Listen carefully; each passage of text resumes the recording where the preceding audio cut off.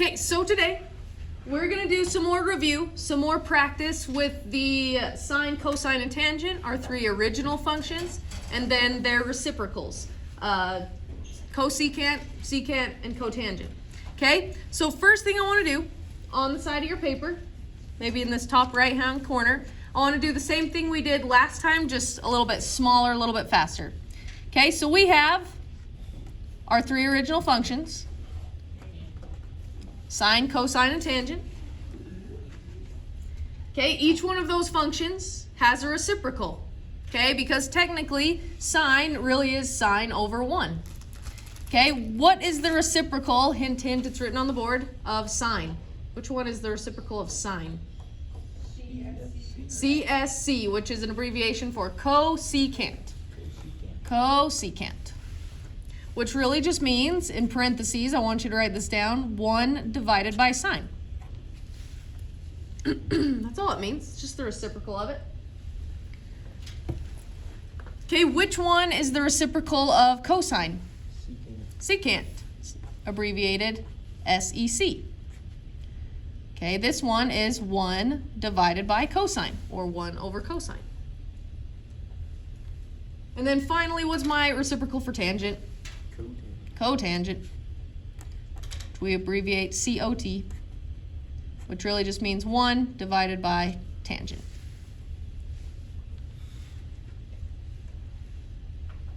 Okay?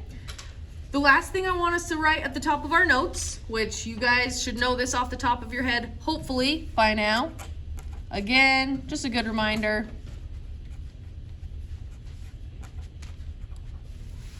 SOHCAHTOA. Okay, just the ratios that go with each one of those functions. Alrighty. Okay, so for our first three, we're working with the original three functions. So let's look at number 1. It wants us to find tangent of theta. Okay, tells us where we're standing. We're standing at theta. Okay, what two sides do I need for tangent though? What two sides do I need for tangent? Opposite and adjacent. Which two sides do I have?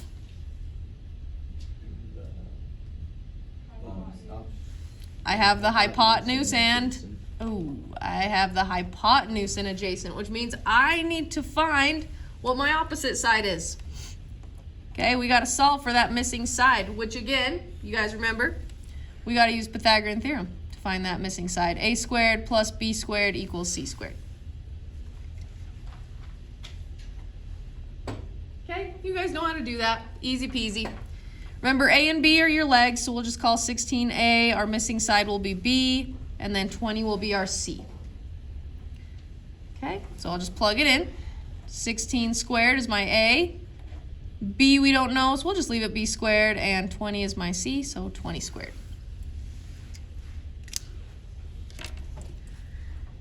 Okay, now we're just simplifying. We're just solving for B. What is 16 squared or 16 times 16?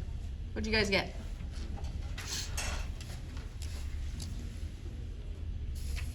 Fine, I'll do it for you.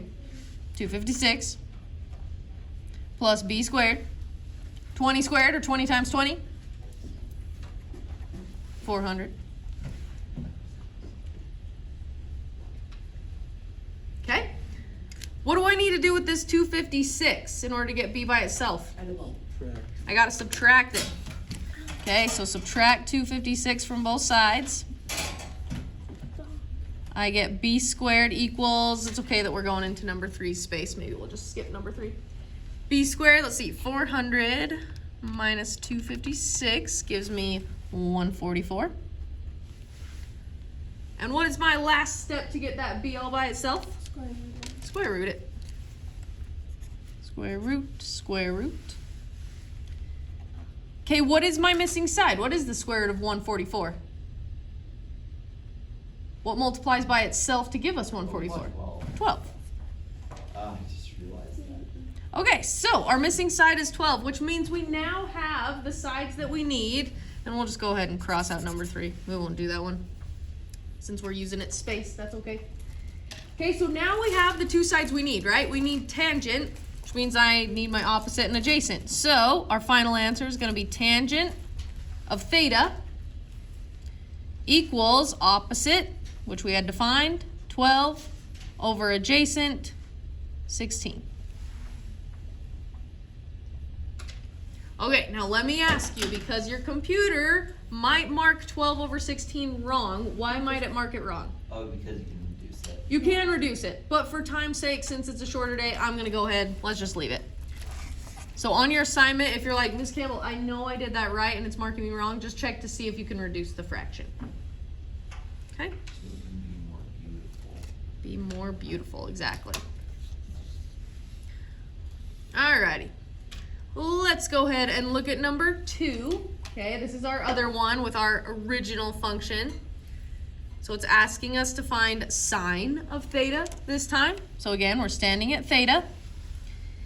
If I'm using sine, or if I want sine, I need my opposite and hypotenuse, right? So,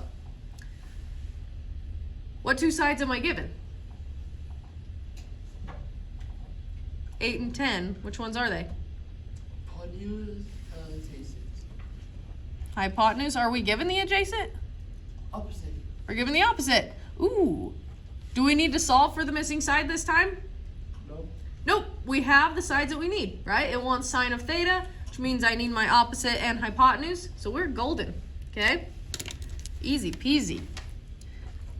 Don't even have to solve for anything. We can just go straight into sine of theta equals opposite over hypotenuse 10. Which, yes, we could reduce. If we were to divide both of those numbers by 2, it would then give us 4 over 5. But we're not doing that today. Yeah, that one was really fast to reduce. So yeah, if your computer is marking it wrong, again, just check to see if you can reduce the fraction. Okay. Alrighty. So quick little review just on our 3 originals, sine, cosine, and tangent. Even though we skipped number 3, that's totally fine. Okay, let's look at number 4 now. Ooh, it wants secant of theta. Now tell me, what was the original of secant, or secant's reciprocal? You can't. Not sine. Which one was it? It's cosine. Okay, so that means we're gonna find cosine of theta first, and then we'll just flip it over. Boom, there's secant of theta. Okay, so if I'm standing at theta again, and I want cosine, what two sides do I need? Think SOHCAHTOA. Which two sides do I need for cosine? Adjacent and the hypotenuse. Adjacent and a hypotenuse. Which two sides am I given? The adjacent and hypotenuse. Oh, that's nice. Adjacent and hypotenuse. Sweet. So we don't have to solve for anything here. Okay, we know with cosine we need adjacent and hypotenuse, right, for co. So we can say the cosine of theta is adjacent to over hypotenuse root 13. But is that my final answer? No. No, it wants the secant. So all you have to do is flip it over. So if the cosine of theta is 2 over root 13, the secant of theta is root 13 over 2. You literally just flip that fraction over.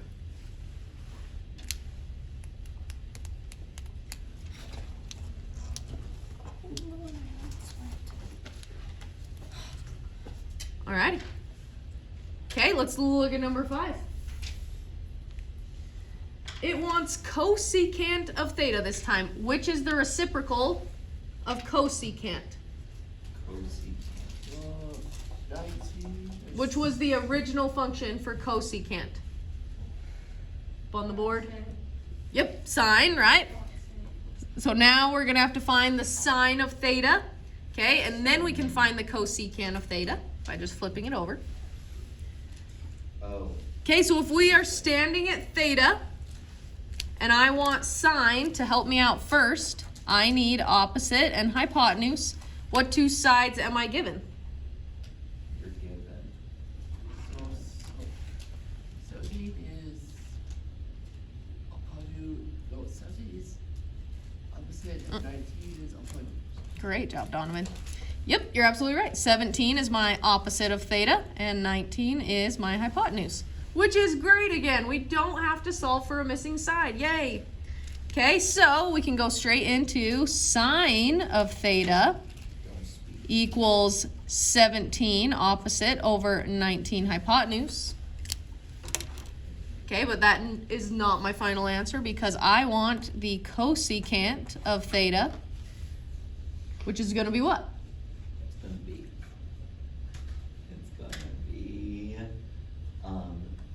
19 over 17. You got it. Just flip it over. 19 over 17. And there we go. There is our cosecant of theta. Cosecant. Okay. I am going to switch up number 6.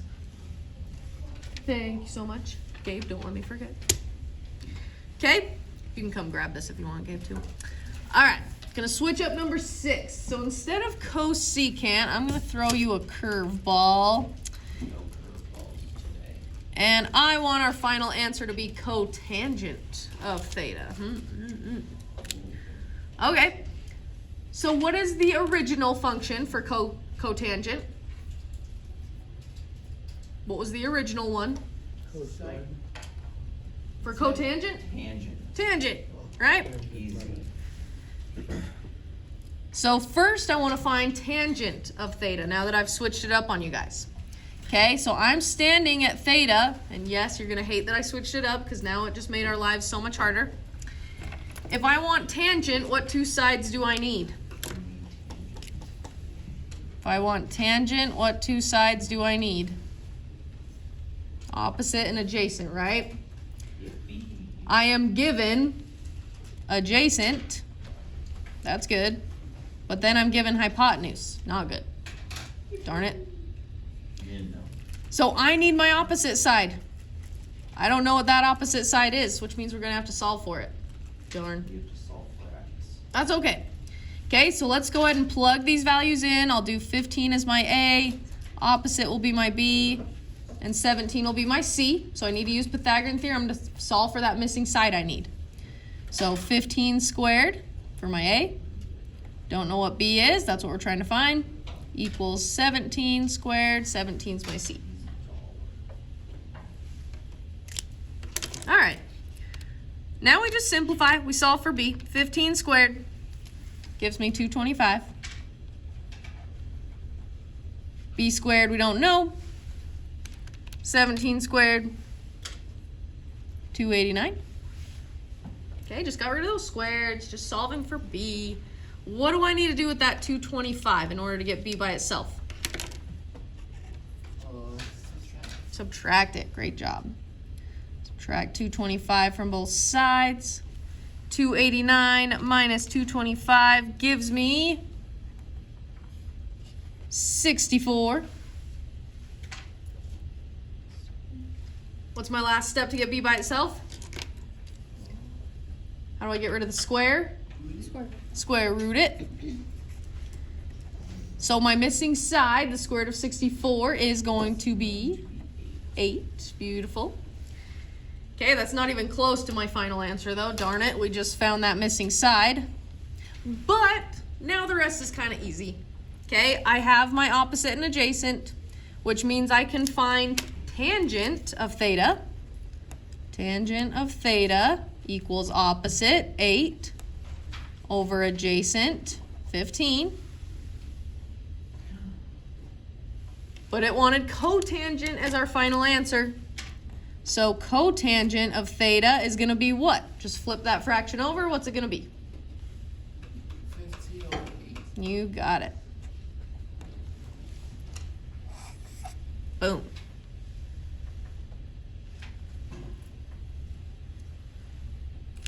Beautiful job. Okay, show me a fist of 5 on secant, cosecant, and cotangent. Find that missing side, opposite, adjacent, flip it over. How are we feeling? Nice. All right.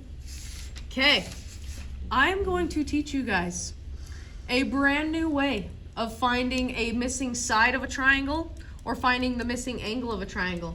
Okay, up until this point, you've been working with right triangles.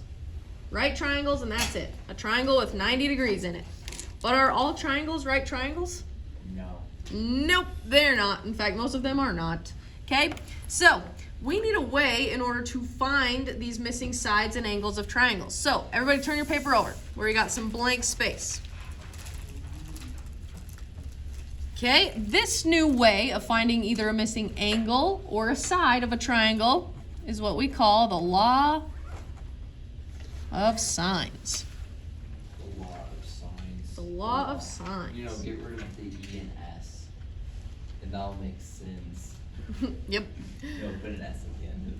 Alrighty. So this law of sines has to do with proportion. So draw yourself a triangle. Okay, not necessarily a right triangle. Okay, when we're labeling triangles, we label the angles as capital letters. So A, B, and C, capital A, B, and C. And then the sides are the corresponding sides of that, it's the lowercase letter of that angle. So what I mean by that, angle A corresponds with opposite side. So this is lowercase a over there, right? Angle A makes that side. Angle B corresponds with lowercase side B over there. And angle C, you got it, corresponds, the opposite side is lowercase c, side C. So here's the basic rule, and it's gonna look a lot more complicated than it actually is. I love law of sines, okay? So the law of sines tells us, let me zoom out a little bit here so you can see it. The law of sine tells us that sine of angle A divided by side A is equal to sine of angle B divided by little side B. And guess what? That's also equal to the sine of angle C divided by little side C.